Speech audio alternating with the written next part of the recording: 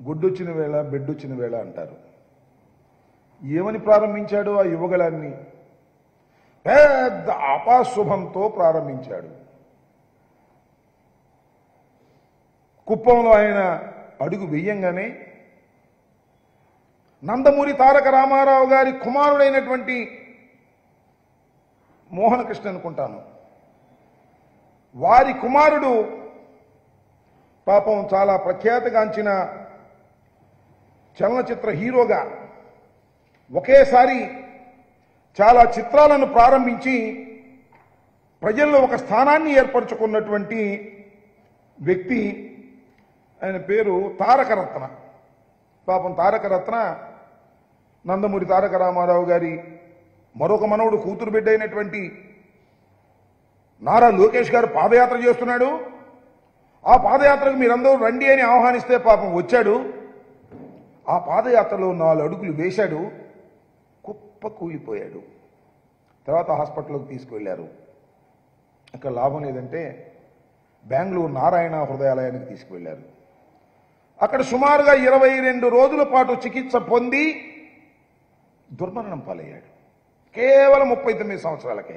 అంటే నారా లోకేష్ గారి పాదయాత్ర పాదం పెట్టంగానే టపాలను రాలిపోయారు నందమూరి వంశస్థులని మనవి చేస్తున్నాం. అంత అశుభంతో ప్రారంభమైనటువంటి ఈ యువగళం తిరుగుతూ వచ్చింది. అన్ని ప్రాంతాలు వెళ్తున్నారు. జలం లేక వెలవెలబోయిన సందర్భాలు, జలాన్ని పోగు చేసుకొచ్చినా రానటువంటి సందర్భాలు, జనం కోసం వెయిట్ చేసినటువంటి సందర్భాలు, జనం కోసం కిక్కిరిసినటువంటి రోడ్డులాగా చిత్రీకరించే ప్రయత్నాలు. మా యువగళం బ్రహ్మాండంగా సక్సెస్ అవుతుందని చెప్పుకోవడానికి తీవ్రమైన ప్రయత్నం చేశారు. ఈనాడు, ఆంధ్రజ్యోతి, TV5 అయితే కప్పీలు పెట్టి లెగ్గొట్టడానికి ప్రయత్నం చేశారు. లోకేష్కి జనం బాగా వస్తున్నారు, జనం బాగా వస్తున్నారని చెప్పేందుకు. ఎక్కడ కనపడవే? విజువల్స్ లేవే, జనం రావడం లేదే, పట్టించుకోవడం లేదే.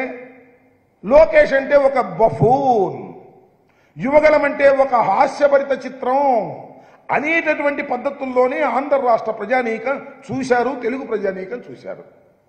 ఇది చూసినటువంటి పాపం చంద్రబాబు నాయుడు గారు అనుకుంటాను, లేకపోతే తెలుగుదేశం, ఇటైతే లాభం లేదా బాయ్, మనం మంచి మంచి యాంకర్లు తీసుకురావాలి అనుకున్నారు.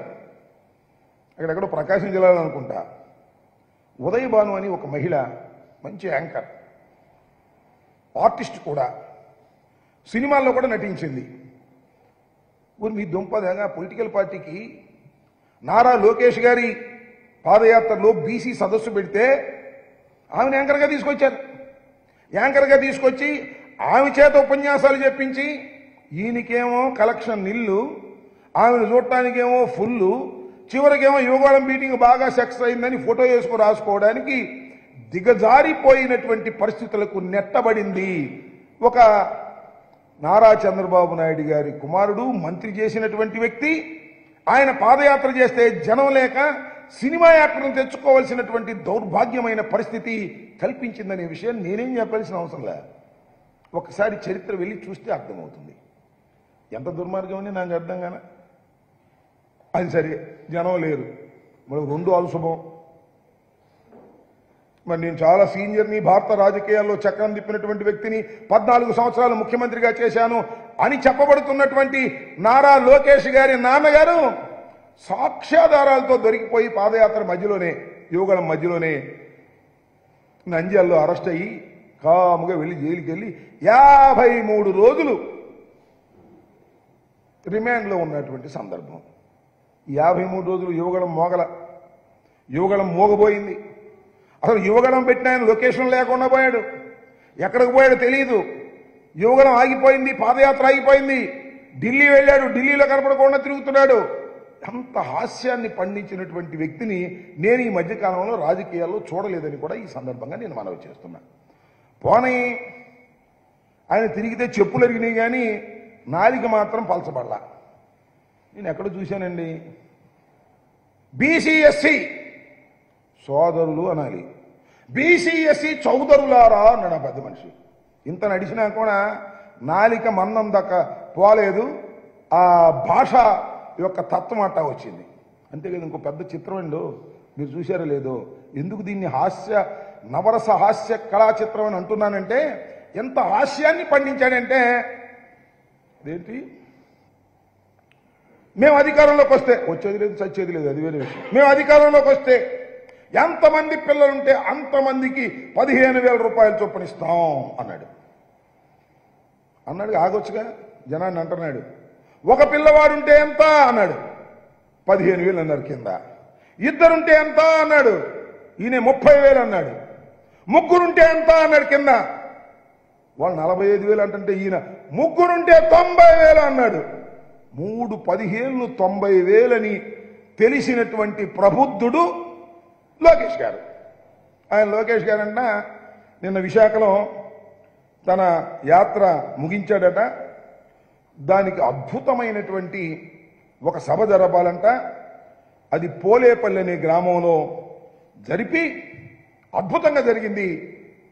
మన లోకేష్ పాదయాత్ర యువగలం అద్భుతంగా జరిగింది, తెలుగుదేశం బతికే ఉంది అని చూపించాలని తాపత్రయపడుతున్నారు. ఉదయభాన్ లాంటి వాళ్ళని పట్టుకురావాలని చూశారు. ఇక్కడ ఇద్దరు దొరికారండి యాంకర్లు.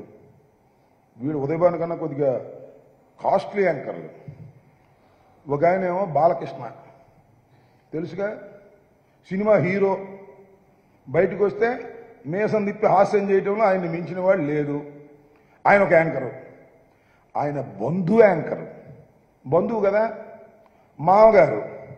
ఆయనకేం ఉదయభాన్ గారి లాగా రెమ్యూనరేషన్ ఏం అవసరంలా, పిలిస్తే వచ్చేస్తాడు, అల్లుడు కదా. అందుకని పిలిస్తే వచ్చి యాంకరింగ్ చేయడానికి పోలేపల్లిలో సిద్ధంగా ఉన్నాడు. ఆయనతో చాలదంట, ఇంకొక యాంకర్ కావాల్సి వచ్చాడు. ఆయన కొద్ది కాస్ట్లీ యాంకర్ అండు.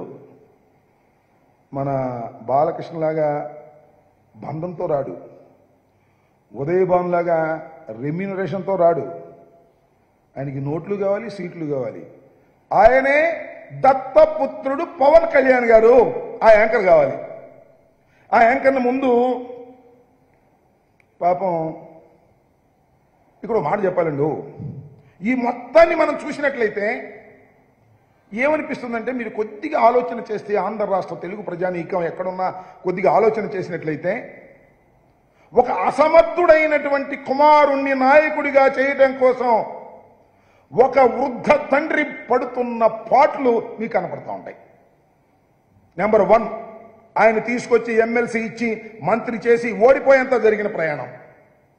అదేవిధంగా కుప్పంలో బయలుదేరి రేపు పోలేపల్లిలో విజయోత్సవ సభ పేరుతో జరుగుతున్నటువంటి కార్యక్రమం, ఈ మధ్యలో జరుగుతున్న డ్రామా అంతా పాపం ఈ వృద్ధ తండ్రి పడుతున్నటువంటి ఆవేదన, తన అసమర్థుడైనటువంటి కొడుకుని సమర్థుణ్ణి చేయాలని పడుతున్న తాపత్రయం చూస్తుంటే పాపం కాస్త జాలేస్తుంది. ఎందుకంటే మెటీరియల్ లేదు అక్కడ. మీ అబ్బాయి దగ్గర మెటీరియల్